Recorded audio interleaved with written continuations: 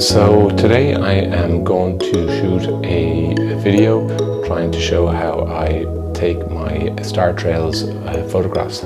So I posted a few photographs recently on Instagram and Flickr, and several people have asked me, how do I go about taking these Startrail's images? So I'm going to try and make it as simple as possible. So I'm going to break this tutorial up into what I need to go out and take the photograph, and then how I go about editing the photograph when I get it back to the computer. So essentially, Startrails are shot because the Earth rotates around a fixed axis. So if you look directly towards the North Star, or Polaris, that remains fixed while the Earth moves, and every star in the sky other than that will seem to move relative to its starting position over a course of time.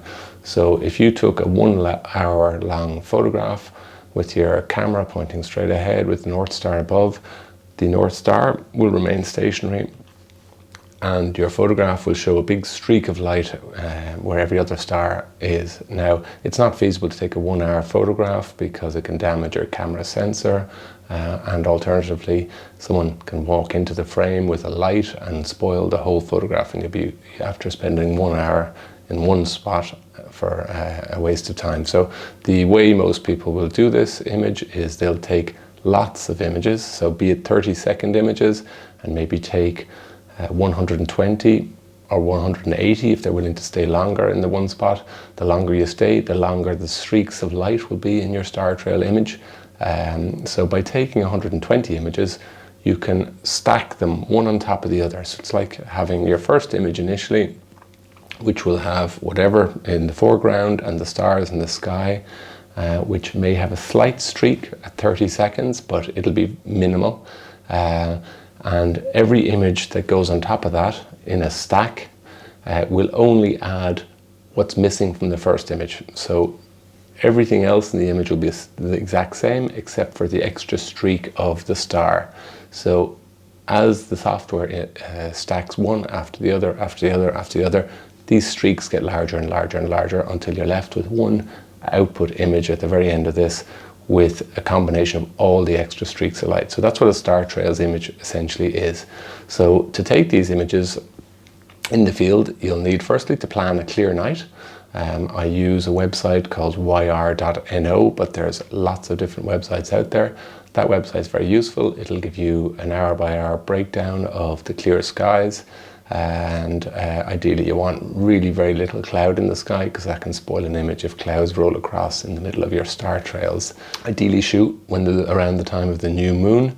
It's not absolutely necessary, but if you had a big full moon streaking across your sky, it would spoil a Startrail's image. So clear skies, a new moon, and it depends then what you want your final image to look like. I tend to shoot with the North Star above my point of interest, so that I get a circular pattern. So every other star rotates around that. If you shoot in any direction other than north, you'll get a completely different pattern in your stars, and these can work quite well as well. So it's just really a personal preference, but you can shoot in any direction. You don't need to be out in very, very dark skies to shoot these. You can shoot these in cities with light pollution around, but the darker it is, the better the image, but certainly can be shot in your back garden as a first trial. Next, you'll need a DSLR camera or a mirrorless camera and a reasonably wide angle lens, although this isn't a necessity, but it will bring more stars into your image. Something to keep your camera steady while you shoot, so some type of tripod. Again, if it's a windy night, make sure you have a sturdy tripod. If it's not windy, any tripod will work. And some cameras now come with built-in intervalometers so that you can take multiple images, such as setting it up to take 30-second images for 180 consecutive images. If that's the case, you don't need any plug-in intervalometer essentially, and or shutter release cable. If you don't have a built-in intervalometer, you'll need some sort of plug-in shutter release cable. If it's a basic shutter release cable, you can just set it to set your camera to high-speed shooting, 30-second images, and once you hit the switch, it'll just keep repeating one shot after the other until either your card fills up or the battery runs out. And then it's a case of back to the computer and upload your images into whatever program you use. I tend to use Lightroom. I like to shoot my images in RAW so I can edit them as a batch and slightly change the color to match what I saw in the field. When you get your images back to the computer, this is where we go. So I move over this way and work from here on the computer. So now I am opening up my Lightroom catalog and I can see my photographs here, and I have 162 images in this of a water tower on a dark sky. If I look at my images here, I can see it's a 24mm lens, and these images actually were 20 seconds at f2.8, so reasonably wide angle, and ISO was only 100 for these images. So it's a crop sensor camera, so that gives an equivalent full frame of 36mm focal length. So, you know, a little bit of zoom on this. It wasn't a really wide angle. So these are my images. So I will select the first and I'll go into the develop module. On this image I can make slight adjustments. So what I will try to do is change the white balance slightly to make it slightly less red and make the sky a little bluer. Take a little bit of the redness out of the water tower, as it wasn't quite as red as that on the day. I can increase contrast a little bit, and I think I can boost the brightness slightly. Begin to see my stars appear there. Again, I can change the black and whites just to try boost up the starry images. Lift my shadows a fraction so that I don't clip out the shadow. So there is my image. Now I'll just check that it's fairly straight, so happy enough with that. So you can do all sorts of other things with the contrast and curves just to try to get an image that pops a little bit more. So again, happy enough with that for the moment. Again, enable lens corrections you can do here. But again, if you've shot in JPEG, you may not need to do much here except the most minor adjustments. Now, once I've edited one image in my group, I go and I command copy. So I'm now copying all the changes I made to that, and along the bottom line here, I'm going to highlight, click shift and highlight the last one so all images get selected, and I'll literally sync those. So the change that I made to the first image are now going to be included in all 162 images, and then that's the editing side of that done. Next, what I do is export all those images as JPEGs. So I'll call these UCD Startrails. Start number 1, and I want to have each one numbered. After that, I'll do a JPEG, color space sRGB, and everything else I'll leave unchecked. So basically, I'm going to put this in the subfolder UCD Startrails. So I'll export those. So that's going to export 162 files into that folder over the next few minutes. So I'll leave that work away while STAX.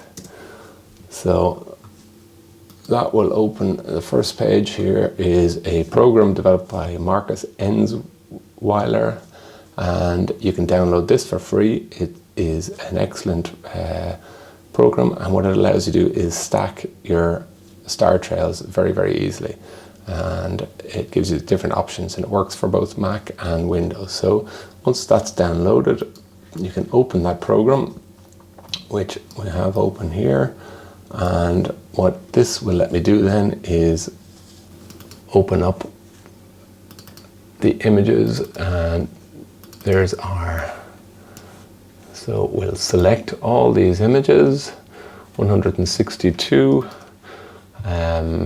So these are all JPEG images, and we'll drop them into our star stacks, and you can see the image comes up there. We can drop that down. So we'll open up this screen a little bit wider. So StarStax is one of these programs that's fairly easy to use. It'll highlight all the images you've just dropped in. Different buttons here, open images, next one across, open dark frames. Now in this instance I didn't shoot dark frames, but it is an option here. Again, if we look across the top, that's save as. When you get a final image, you can save it there. This starts things off, this zooms in, out.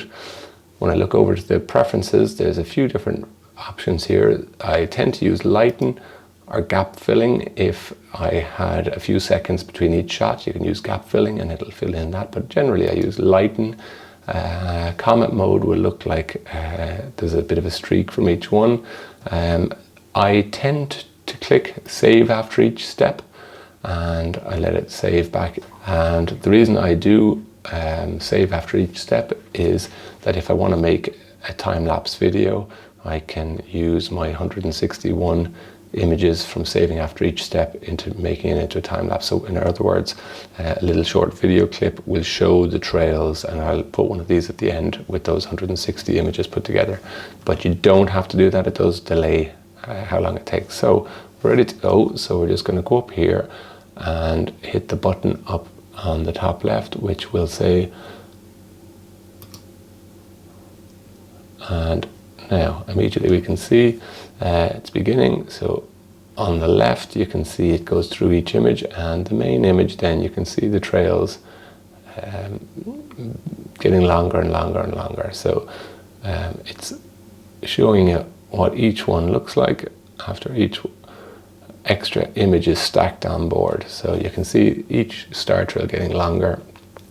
And the reason I find this useful to save after each step is sometimes one of the later images can be it faulty due to a car light passing by and lighting everything up and spoiling the image. And when you've saved after each step, you can simply use any one of the pictures to edit as your final product. So it doesn't have to necessarily be the last one. Whereas if you don't save after each step, it'll go through the whole patch and just output one final image, which you're unable then to edit. But this does take a little bit longer. So again, we have blending here, lighten, save after each step, and literally dropped all the images in and clicked start processing. And when it finishes, I'll save the images into the same folder. So the output folder, it puts them in anyway. Actually, the output folder is the same folder that I made at the start. So you can see my Startrails image coming on nicely and already taken shape. The streaks get longer depending on how long you spent taking the images. So some people like to have 2 to 3 hours of shooting, and that'll give really long Startrails. But you get the idea. Even after 45 minutes, you'll get a nice Startrails image. So certainly for your first day out, you don't have to be out all night doing this. So blending done, and we'll open our original folder and just make sure that all the images we want are in there. And you can see, so the StarStax has saved each image along the way. And so now, because I have all these different images, I could use them as a time lapse, as I mentioned. So just as an extra, I'm going to Final Cut Pro. So what I did earlier was 2 different angles on this, and I dropped all the photographs into a new project, Startrails tutorial, and my 160 images from the wide angle I dropped in here. I hit Control D and put in 1 to make each photograph 1 frame, and my 160 photos then made up 6 seconds there, and then my next lot made up another 6 seconds. So I can show you what this will look like if I play this. Again, it puts the Startrails together gradually, and again just shows that process there once again. So it's certainly a good time to try star trails, even from your back garden. And this week is predicted in Ireland to be clear, and there's a new moon, so it is a good time to go out and shoot star trails. So give it a go.